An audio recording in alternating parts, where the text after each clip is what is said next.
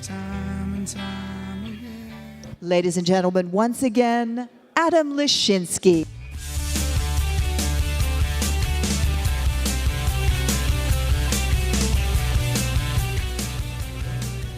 Good morning again. As we're moving people in from the fresh air and getting seated, I thought I would share with you the results of the pre-conference survey that we did. We asked you, what are the most exciting new innovations in the last 12 months? And here's what is at the top of your list. I have a list. I don't know if it's also going to appear on screen. Twitter and live streams, iPhone and iPhone App Store and other mobile apps, cloud computing, Kindle 2, streaming video, Palm Pre, and Hulu.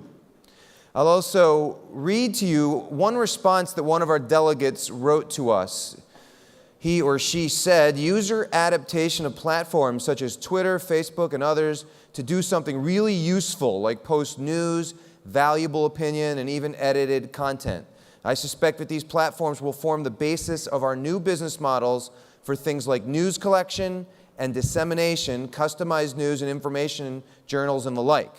This is a great segue into our next panel session. Our guest is Jonathan Miller, who joined News Corp this spring as Chief Digital Officer with responsibility for overall digital strategy and oversight of all News Corp standalone digital businesses. Please welcome John as well as my colleague Jessi Hempel.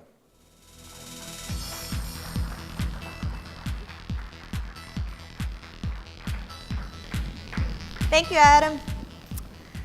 All right, so we're all stretched out after our coffee break. A nice nod of heads, active engagement here. All right, so we're lucky enough to be joined by Jon Miller, who has a compelling and interesting new role. And I want to start right in, Jon. I've heard that Rupert Murdoch has put you in charge of the grand debate over free versus paid. I'm curious, what should be free and what should people pay for when it comes to digital media? That is a good place to start. We are starting right in. Sure. I actually think the whole free versus paid discussion is one of the most important discussions going on in the media and new media business right now. And let's build up. Let's build up. So the internet has served to commoditize content. It has served to atomatize content, right? You can get an article as opposed to a newspaper. You can get a clip as opposed to a show. Right. And so it's done that, and it's done that, you know, if you look at it from that point of view, really well. So one of the questions is, what is a premium experience? That's even before you get to paid, right? What's premium, right? Because if it isn't premium and differentiated, you're certainly not going to pay for it. Sure. And I think there's been a lot of debate around that. And I think what we've seen recently is we've seen that there are premium experiences now that people are recognizing as premium in a variety of ways, and they're starting to pay for. So the first part of it is premium experiences. Hulu is an example now of a premium experience where it has great television content. It also has a great technology presentation of it, and that together creates an experience that is recognized as premium. It sort of begins to stop the flow of piracy and begins to, be a real destination in and of itself. So you have the beginning of premium experiences. You also have apps that now people will pay for. So you start to have this march that I think does get to the acknowledgement that there is better experiences being created and that those experiences, some of them, need to be paid for. One of those things, I think, as we look forward at the industry overall, is going to be premium journalism. And I think that that has to have some underpinning of a paid model to it to continue to be as vibrant as it's been for many, many years. And we are absolutely engaged in that and believe in that. So absolutely engaged. Help me out with that, Jon. Absolutely engaged. What does that mean? It means that we're recognizing both, I think, what I just said, which is that you have to support premium journalism with a real business model underneath it. That's one. Two is, as News Corp, we have certain assets that we bring to play that are important to that discussion if you're trying to create that model. One of which is an existing subscriber base of some million customers of the Wall Street Journal online that really is unique in that world and can be leveraged. We also have history with platforms and subscriber management through Sky Television and many others, as well as relationships through Factiva with many, many different newspapers. So what we've been doing is taking a look at all of these assets in relationship to the industry and saying, can we play a role in how this precipitates into an appropriate and robust, both free model of news, but also now a paid model online as well. Okay. Well, let's switch to advertising for a second. Do you see the advertising market bouncing back? Yeah.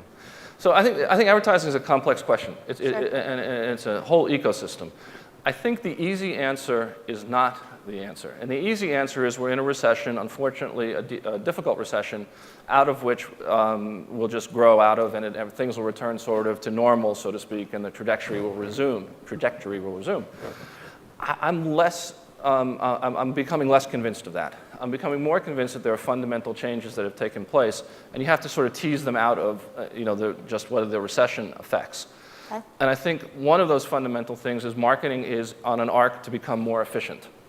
If it's on an arc to become more efficient, then do you need to advertise with the same amount of dollars that you did before? The answer should be no.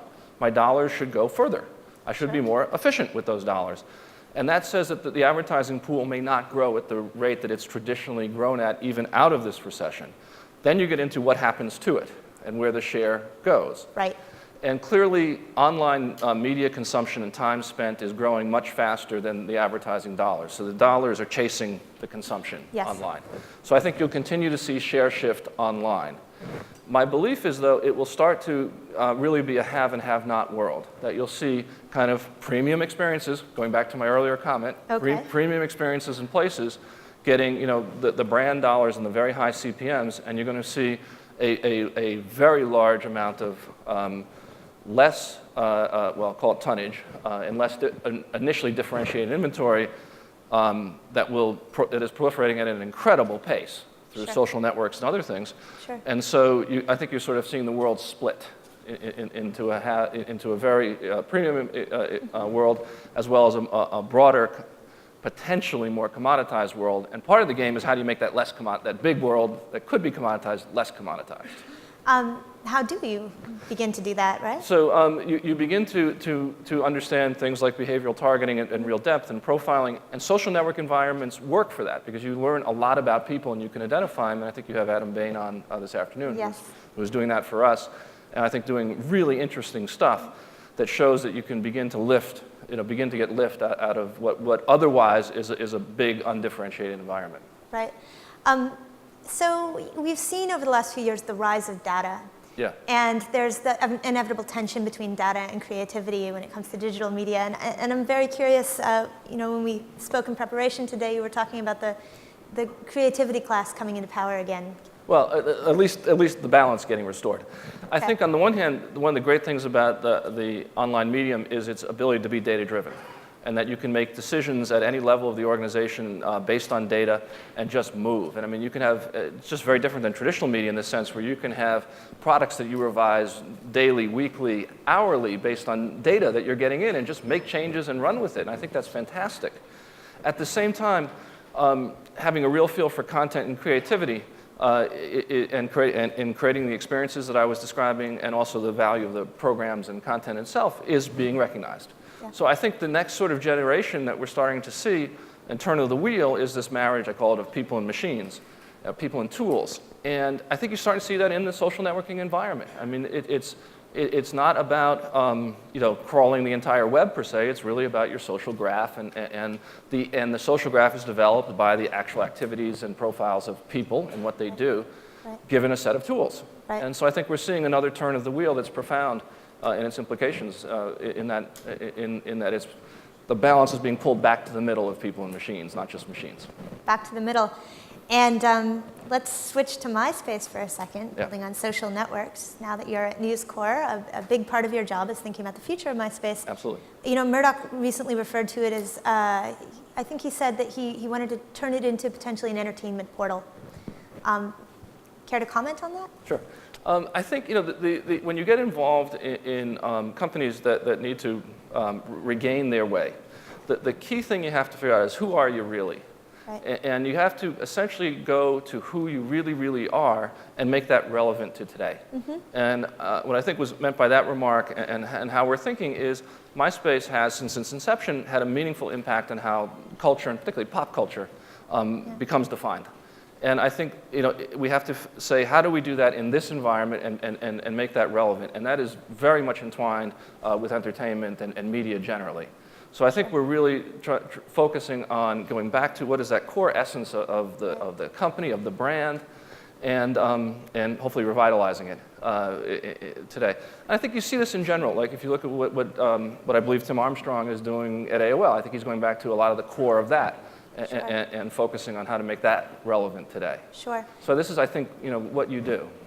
And you've brought in incredibly talented people this spring. Yes. But MySpace has also lost a lot of share and a lot of attention. How do you jumpstart innovation? Can you really do that in that space? Yeah, I think the answer is you have to, and you have to do it by a combination of both inside resources and outside resources. You can't do it all yourself. The other thing that's really important is you must focus.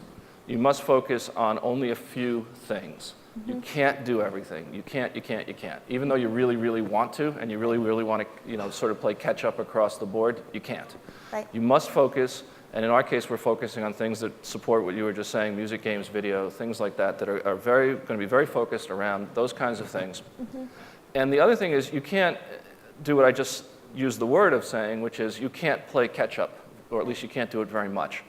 The mistake is you try to catch up as opposed to you say, I'm going to go after what I believe to be the next behaviors. I'm going to look at emerging behaviors, and that's what I'm going to play for. Right. If you just try to catch up to what you think other people are doing, you actually stay behind, and you don't capture the new behaviors.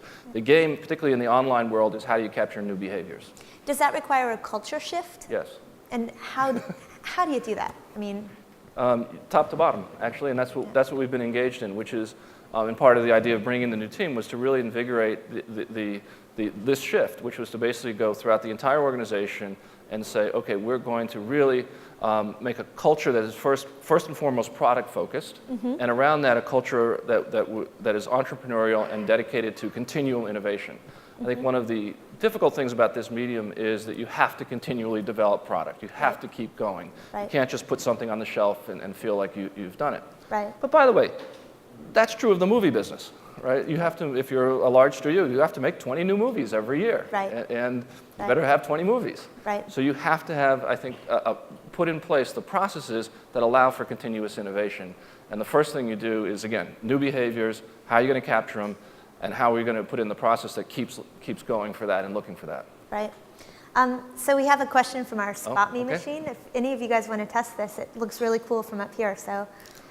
Will people pay for content on the web or computers, or do we need third screens, the iPhone, the Kindle? I think that I think a little of both, but clearly the new experiences like iPhones and Kindles open up the ability for people to pay, and they feel like they understand the value equation. Yeah. I pay for various things on my Kindle, for example, that I'd probably be a little bit reluctant to pay for on the web. So I think the web lags behind because of its history of things being more free. And I think also these new devices, people recognize that there's a price of entry. Mm-hmm. And so I think they more easily lend themselves to those discussions. Mm-hmm. There's been some speculation that News Corp might develop a device, and I know News Corp has repeatedly denied that. But should a device like that come into the portfolio, how would that shift your strategy? How would that fit into what you're doing? Yeah, I think the most important thing for News Corp, and I would actually say for the class of publishers that we're talking about, which include certainly newspapers and magazines, let's say, is that there is a robust opportunity for distribution through a variety of these devices. Sure. And that the market proliferate and the market open up, and that content owners get compensated fairly on the terms of trade for the product that they produce. That's the most important thing for everybody. Right. And I think as a class of content creators, the magazine companies, the newspaper publishers, and others, that's what they need to see. Right. So in fact, what you want to see most is the market develop in that way, rather than any one specific device be the anointed one. Right. Yeah. And we're really at the nascency of this, but yes. Can we already see the sort of locus of power emerging? Locus of power in. As the market develops, are we going in the right direction, and how does News Corp seek to leverage this? Yeah, I think we're really going to see in this fall time period would be my guess, We're going to see the publishing industries, plural, as a whole, and actually would include books, making their bed in this world. And I think, by the way, that's a really good thing, because I think that the business models have to be created. They're not going to happen overnight. You have to put one foot in front of another, and you have to leverage the assets that you got while they're still very robust and vibrant. And you know, in this case, great journalism is still supported. Right. And so while you have that market position, you need to move. So I think we're going to see the publishing industries, with an S there, move. Industries, including books. Yeah. So another question from Spot Me here. Should News Corp own video gaming assets given market shifts in the current portfolio? Really interesting question. Let's go to the theory of media conglomerates. Okay. Media conglomerates consisted of, if you look at the history of the business, film and television, or film, print, and television. And by the way, let's not split hairs on the history, because we could go into MCA and music and so on. And then added the various pieces, like music. And essentially, they became content plus distribution. And if you look at the current state is actually, you see those two moving in separate directions. You have content companies and distribution companies. And again, this gets rough around the edges, but essentially, I think, holds. So you have companies on the content side like Viacom. You have distribution companies like Comcast. And you're starting to see that. News Corp, I think, has traditionally combined the two, has combined content and distribution. And by the way, I feel comfortable with that. That's where I would like to be, and I believe you need to be there both in the traditional media and the online media.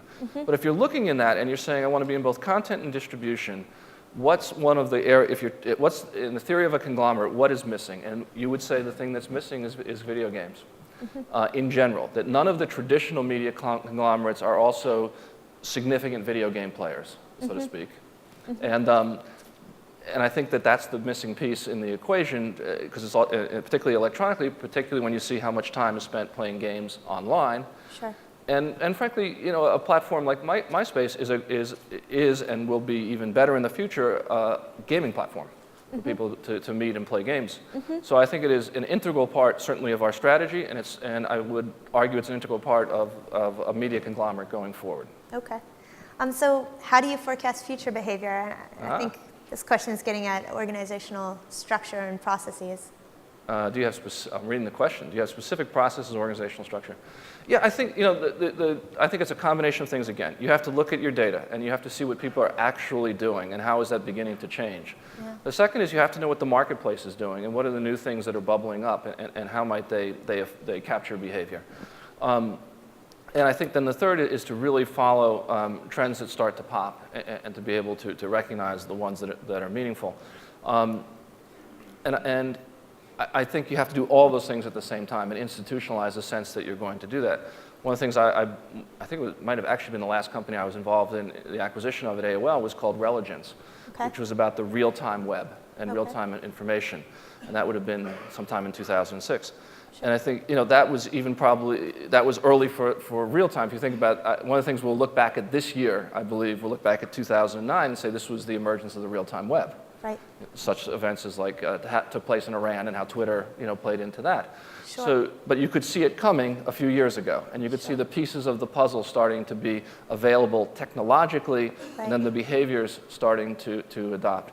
Right. And also, just to use the Religence example, it was a professional product for financial traders, stock traders, and people who need that kind of information in split seconds to make trades, that then we were bringing to the consumer. Right. So the other thing is you see that you can also look at what is the kind of highest and best class of experience, in this case, a professional experience, and you can say, is that also going to have a consumer analog?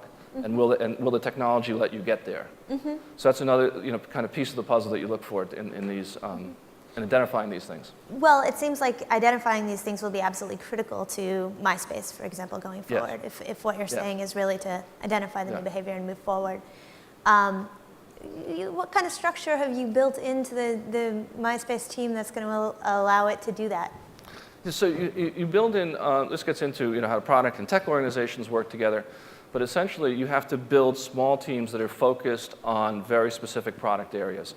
That you have to get away from, obviously this is my view, you have to get away from matrix organizations, you have to get away from large central bodies, and you have to basically give small groups the power to focus on specific things and to really invest in them and get the right people, but specialization wins. The whole thing about this is specialization wins, generalists lose, in my opinion. Got it. And I think we've seen that play out in a number of places. And by the way, this goes back to one of the earlier questions of how do you revitalize. You have to specialize. I used the word focus before. Right. Specialize is a similar word. Okay. You must focus, you must specialize, you must develop specialties. Only then can you broaden out. Got it. So part of the question of how you do it inside an organization is you must develop specialist areas and let them run. Got it. We have a couple more Spot Me questions, but first I want to jump to the audience for a couple of questions right over here. And if you wouldn't mind introducing yourself before you speak. Sure, I'm Gina Keating with Reuters, and we actually have quite a lot of interest in talking to you today from some of our people back at the office. But mainly we would like to know if you have any potential tie-ups or acquisitions that you'd like to explore to beef up your web portfolio, and if you could talk a little bit about your advertising, your online advertising strategy. Yeah. I can't see where you're speaking from, so I can't look at you and oh, there you are. Hi. So I can look at you. Acquisitions first. Not specifically at this time. I think what we're doing right now is most of all we're focusing on putting the house in order more broadly across the different properties that I'm involved in and the initiatives that we've talked about. You always want to be opportunistic, but I think the first order of business is getting set on a course. And again, if a specific opportunity arises, you must be responsive to it. But essentially, we're more laying the path.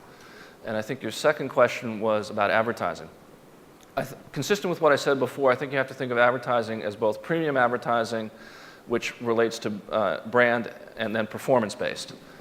On brand advertising, it's actually still not really migrated online that heavily. If you look at the stats and even get underneath it, if 9% of US advertising is done online, which is a stat that's out there, you'd probably find underneath it 1/3 of that is brand advertising and 2/3 is performance. So we still haven't seen the major migration of brand dollars online. That is to come, and I believe it is to come. It's going to happen, and so one of the things is how do you prepare that pathway and put in place both the processes, the sales force, and the environments that brand advertisers can be comfortable in. So that's part one. Part two is how do you have a data-driven sale, and that goes to the other end of the spectrum. And how do you harness data to make more valuable the inventory that you have by revealing its underlying value? You can't falsify the value. What you have to do is say, oh, did you realize that this inventory represents this person with these proclivities, and that you can access that. So making that more valuable, while it starts at a low base, any amount of reasonable lift creates a tremendous upswing in value, and also since there's so much of that inventory on the internet, you could see the share shift accelerate. So I think it is possible as the data aspect gets better, it may even accelerate the share shift that's taking place anyway into the medium. Jon, we have a bunch of these Spot Me questions, but there's one I find compelling here. Isn't there an inherent conflict of interest between content and distribution that will undermine consumer trust? Interesting. I think that there's a few things that go into this. I'm not sure that there's. I'm not sure how you get to the consumer trust issue. So I would need some help on that if the person wants to Would the elaborate. person like to own her? Yes, right, way back there. So we'll send a runner back there if we want to. Because I want to answer the question as opposed to.